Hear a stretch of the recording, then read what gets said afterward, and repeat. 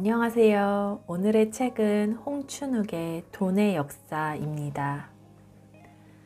세계를 바꾼 사건 이면에는 돈이 있다. 국내 최고의 이코노미스트 홍춘욱 박사가 쓴 돈과 역사를 함께 배울 수 있는 경제역사 교양서인 50대 사건으로 보는 돈의 역사는 세계 역사의 흐름을 금융학적 관점에서 설명합니다. 동서양을 막론하고 세계에 큰 변화를 가져온 중요 사건들을 금융의 관점에서 맥락적으로 살펴볼 수 있도록 구성되어 있는 이 책은 역사를 알려면 돈을 알아야 한다고 말합니다. 요즘 코로나로 인해 나라 경제가 매우 좋지 않습니다. 정부에서는 기본소득 취지로 국민들에게 돈을 나눠주면서 소비를 촉진시키고 매번 역대 최대 규모의 추경을 편성하여 내수 경제를 활성화할 방법을 강구하고 있습니다. 이런 정부의 모습을 보고 어떤 이들은 세금이 남아도냐, 계속 빚을 만들면 어쩌냐, 이러다 공산국가 된다 등등 볼멘 소리를 내고 불평을 하기도 합니다. 저 역시 어느 정도 동의하는 바고 그래서 우려스럽습니다. 근데 이 책에서는 이런 문재인 정부의 조치가 옳다고 나옵니다. 그래서 이 부분을 같이 공유하고자 합니다. 독일은 어떻게 승승장구할 수 있었을까? 1939년 독일이 폴란드를 침공하면서 시작된 제2차 세계대전은 민간인과 군인을 합쳐 약 4,700만 명의 사망자를 낳은 인류 역사상 최악의 전쟁이다. 당시 독일은 프랑스 점령, 그리고 이어진 독소전 과정에서 전통적인 육군 강국인 프랑스와 소련을 압도하며 적어도 보급이 이어지는 한 불패의 모습을 보였다. 1923년의 하이퍼 인플레, 그리고 그 이후에 발생한 대공황으로 독일 경제가 완전히 망가졌는데 어떻게 이렇게 강력한 군대를 육성할 수 있었을까? 1933년 히틀러 집권 이후 국민 총생산 대비 공공지출은 별로 늘어나지 않았다. 결국 히틀러가 경제를 살렸다고 칭송받는 건 그 이전에 이루어졌던 금리 인하와 재정지출 확대의 효과가 히틀러 집권 당시에 나타난 덕분이라고 볼 수 있다. 참고로 독일의 실업률은 1932년 43.8%까지 치솟았지만 적극적인 재정 확대 정책이 시행된 1933년 36.2%로 떨어졌고 1934년에는 20.5%로 급락했다. 만일 히틀러의 정책 덕분에 경제가 회복되었다면 실업률 하락은 1934년 이후에 본격화되었어야 한다. 나치 독일이 1936년부터 본격적으로 군대를 재무장하고 불과 3년 후인 1939년에 제2차 세계대전을 일으킬 정도로 경쟁력이 높아진 것은 1932년부터 시작된 적절한 경기 부양 정책 때문임이 분명하다. 이는 경제 위기를 경험한 많은 나라에게 중요한 교훈을 주는 사건이라 할 수 있다.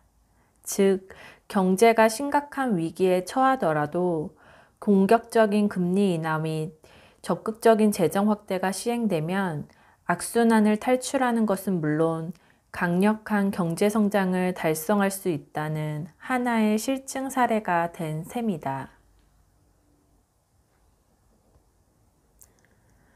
불황이 시작될 때에는 단호하게 행동하라. 불황이 닥쳤을 때에는 단호하게 행동해야 한다.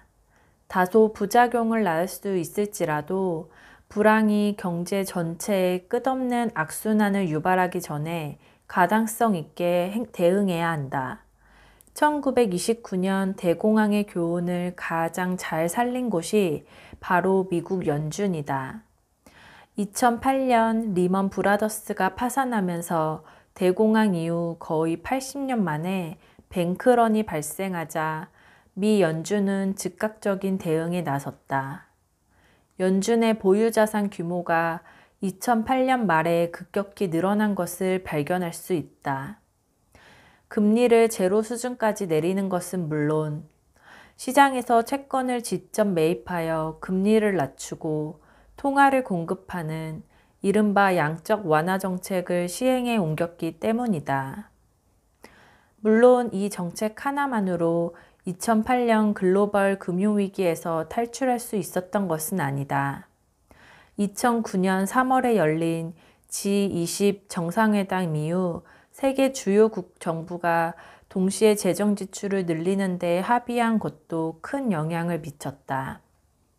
그러나 유럽 중앙은행은 자산 매입에 그다지 적극적이지 않았고 2012년부터 2014년 사이에 보유자산을 대거 축소하는 통화 긴축을 시행함으로써 그리스의 유로존 이탈 시도 등 수많은 문제를 일으키고 말았다. 이 대목에서 한 가지 궁금증이 생긴다. 1983년처럼 돈을 풀면 경기가 좋아지고 반대로 1980년처럼 돈줄을 재면 경기가 나빠지는 이유는 무엇일까? 이 의문을 조앤과 리처드 스위니 부부가 1978년 통화이론가 그레이트 캐피톨 힐 베이비시팅 협동조합의 위기라는 제목으로 발표한 논문을 통해 풀어보자. 스위니 가족은 1970년대에 미국 국회의사당에서 일했는데 이때 비슷한 연령대의 부부 150명이 공동 육아조합을 결성했다. 이 육아조합은 다른 품앗이 조직들과 마찬가지로 쿠폰을 발행했다. 쿠폰 한 장으로 1시간 아이를 맡길 수 있었으며 아이를 돌보는 부부는 아이를 맡기는 부부에게서 시간만큼 쿠폰을 받는 것이었다. 그런데 문제가 생겼다. 이런 시스템이 성공적으로 운영되기 위해서는 상당량의 쿠폰이 유통되어야 하는데 다들 쿠폰을 모으려고만 할 뿐 쓰지 않았던 것이다. 결국 육아조합의 활동은 쇠퇴해졌고 육아조합에서 탈퇴하려는 사람들이 늘어나기 시작했다. 육아조합이 쇠퇴하고 활동 정지 상태에 들어간 이유는 간단하다. 부부들이 아이를 잘 돌보지 못했기 때문이 아니라 유효 수요가 부족했을 따름이다. 쿠폰을 모으는 데만 신경 쓰고 쓰지를 않았기에 전체 활동이 둔화된 것이다. 그렇다면 해결책은 무엇일까? 육아조합 관리위원회는 매우 단순한 답을 내놓았다. 쿠폰을 늘리는 것이었다. 어떻게 쿠폰을 늘리냐고? 간단하다. 몇 달이 지나도록 쿠폰을 쓰지 않으면 쿠폰으로 아이를 맡기는 시간을 줄였다. 예를 들어 쿠폰 수령 후 2달이 지나면 30분밖에 아이를 맡기지 못하는 식으로 조정했다. 즉, 인플레를 일으켜 쿠폰의 저축을 막고 소비를 장려한 것이다. 이 정책은 즉각적인 효과를 발휘했다.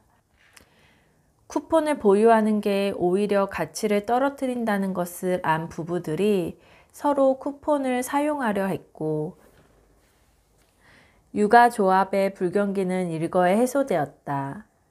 이 비유에서 쿠폰은 중앙은행이 발행하는 화폐에 해당한다. 중앙은행이 금리를 인하해 시중의 통화 공급을 늘리면 인플레 기대가 높아지며 소비와 투자가 촉진되고 반대로 중앙은행이 금리를 인상해 소비보다 저축을 유도하면 인플레 기대가 약화되고 불경기가 출현한다.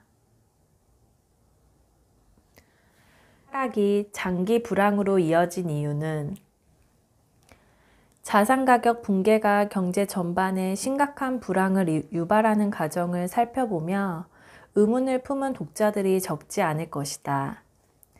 경제 전반에 심각한 불황이 시작될 때 일본 정부는 대체 무엇을 하고 있었는가? 이에 대해 미국 연준은 아주 흥미로운 보고서 한 편을 제출했다. 일본 사례에 대해 다른 나라 중앙은행이 장문의 보고서를 제출했다는 것은 그만큼 일본 경제 상황이 특이하다는 것을 의미하며 또 자기들도 일본처럼 될 수 있다는 경각심을 가졌다는 뜻으로 볼 수 있다. 보고서에는 다음과 같은 흥미로운 주장이 나온다. 1989년 버블이 붕괴되고 일본 중앙은행이 정책금리만 공격적으로 내렸다면 디플레이션 악순환은 발생하지 않았을 것이다. 일본 정부가 추진했던 재정정책이 경기 하강을 억제하는 데 다소나마 도움을 주긴 했지만 통화정책과 함께 진행되었다면 더 좋았을 것이다. 자산시장 버블이 붕괴되던 90년대 초반 일본 중앙은행이 금리를 즉각 2% 이상 인하했다면 일본 경제가 그토록 긴 시간 동안 불황을 겪지는 않았을 거라는 이야기다. 왜 이런 주장을 펼치는지 이해하기 위해 조금만 더 보고서 내용을 살펴보자. 예를 들어 지나친 저금리로 인플레가 발생하면 긴축으로 전환하여 해결할 수 있지만 경기 부양이 너무 늦거나 규모가 약해 디플레이션에 진입하게 되면 경제를 다시 정상 수준으로 되돌릴 방법이 마땅찮다. 따라서 자산가격 버블이 붕괴될 때는 일반 시장 참가자들의 미래 경제에 대한 예상을 바꿔놓을 정도의 공격적인 경기 부양이 필요하다. 즉, 경제 주체들 사이에 디플레 기대 심리가 정착되면 이를 퇴치하기는 무척 어려운 반면 인플레이션은 금리 인상 등을 통해 얼마든지 억제할 수 있다는 게 보고서의 핵심 내용이라 할 수 있다. 이 대목에서 한 가지 의문이 제기된다. 왜 디플레이션은 퇴치하기 힘들까? 통화 정책이 무력화되기 때문이라는 게 미 연준 이코노미스트들의 지적이다. 물가 상승률이 마이너스로 떨어진 상황에서는 금리를 아무리 낮춰봐야 실질 금리가 더 떨어지지 않는다. 소비자 물가 상승률이 마이너스로 떨어짐에 따라 일본 중앙은행이 정책금리를 제로 수준까지 인하한 효과가 나타나지 않는다. 물론 재정정책을 충분히 그리고 적극적으로 추진한다면 장기 불황의 위험을 막을 수 있었을지도 모른다. 그런데 갑자기 일본 소비자 물가 상승률이 마이너스에서 2%까지 뛰어오르는 것을 발견할 수 있다. 왜 이런 일이 벌어졌냐 하면 당시 하시모토 정부가 재정적자 문제를 해결하기 위해 소비세를 기존 3%에서 5%로 인상했기 때문이다. 1937년 루즈벨트 행정부가 재정 건전화를 위해 재정 지출을 삭감한 후 심각한 불황을 겪었던 일을 떠올리게 하는 이 어처구니 없는 정책 시행으로 일본 경제는 돌이키기 어려운 장기 불황의 악순환에 빠져들었다고 볼 수 있다. 버블이 붕괴될 때에는 가하다 싶을 정도로 돈을 풀어야 한다. 일단 경기가 디플레의 늪에 빠지게 되면 그 나라는 매우 긴 시간 동안 어려움을 겪을 가능성이 높다. 이를 가장 잘 보여주는 사례가 바로 유럽이다. 2008년 글로벌 금융위기 발생 이후 유럽 경제는 내내 부진의 늪에서 벗어나지 못하고 있는데 가장 큰 원인이 바로 유럽 중앙은행의 실책에 있다. 경제 성장률이 2010년부터 다시 플러스로 돌아섰고 중동을 휩쓴 민주화 시위 영향으로 석유 가격이 상승한 것은 분명한 사실이다. 그러나 당시 유럽 경제 내부의 여건은 아직 정상이라 말하기 힘들었다. 무엇보다 남유럽 국가들이 부동산 가격 폭락으로 대출이 부실화되고 이 영향으로 은행의 건전성이 악화되는 악순환에 빠져 있었다. 은행의 건전성은 흔히 국제결제은행 자기자본 비율로 측정되는데 이는 대출 등 위험한 자산과 자기자본 비율을 측정하는 것이다. 예를 들어 8조 원의 자기자본을 가진 은행은 최대 100조 원까지 대출해 줄 수 있다고 볼 수 있다. 만일 BIS 기준 자기자본 비율이 적정 수준을 밑돌게 되면 금융당국이 이 은행에게 적기 시정 조치를 요구하게 된다. 적기 시정 조치란 말 그대로 부실 징후를 보이는 금융회사에 대하여 건전성을 개선하기 위해 즉각적인 시정을 요구하는 조치이다. 적기 시정 조치를 적용받는 과정에서 은행은 직원을 해고하고 증자 등을 통해 자기 자본을 늘리며 보유한 자산을 매각하는 등 가혹한 구조조정을 추진한다. 따라서 은행들 입장에서는 자신의 대출이 부실화되며 BIS 기준 자기자본 비율이 8%를 밑돌 가능성이 높아질 때 다른 경쟁은행보다 빨리 부실 가능성이 높은 대출을 회수하려는 동기를 지니게 된다. 이런 경제 여건에서 중앙은행은 어떻게 처신해야 할까? 부동산 시장이 회복되고 나아가 금융기관이 다시 건전해질 때까지 인내심을 가지고 저금리 정책을 유지하는 게 정답일 것이다. 또 미국에서 그랬듯 양적 완화 정책을 시행해 가하다는 생각이 들 정도로 돈을 쏟아내는 것도 방법일 것이다. 그러나 당시 유럽 중앙은행은 정반대로 했다. 인플레 압력이 높아지고 있다는 핑계로 금리를 2차례나 인상했다. 그로 인해 벌어진 일은 다들 아는 바와 같다. 2010년 그리스에 이어 2011년에는 유로존 제3위와 4위 경제국가인 이탈리아와 스페인마저 빚을 갚지 못해 구제금융을 받는 신세가 되었다. 특히 2015년 여름에는 그리스 유로존 이탈 국민투표까지 벌어지며 유럽 경제는 기나긴 침체를 겪어야 했다. 다행히 2011년 11월부터 유럽 중앙은행 총재 자리를 지키고 있는 마리오 드라기가 금리를 인하하고 나아가 대규모 양적 완화를 단행함으로써 급박한 위기를 벗어나긴 했지만 현재까지도 유럽 경제는 다른 선진국에 비해 성장 탄력이 낮다. 물론 2011년 봄에 단행된 2차례의 금리 인상이 이 모든 문제를 유발한 단일 원인은 아닐 것이다. 유로화 시스템 자체가 가지고 있는 한계, 그리고 1923년 하이퍼 인플레의 트라우마에서 벗어나지 못한 독일의 인플레에 대한 혐오 등이 복합적으로 영향을 미쳤다. 그러나 중앙은행만이라도 남유럽 국가의 금융 시스템이 건전해질 때까지 금리 인상을 미뤘다면 지금 유럽 경제는 훨씬 나은 모습을 보이고 있을 것이라 생각된다.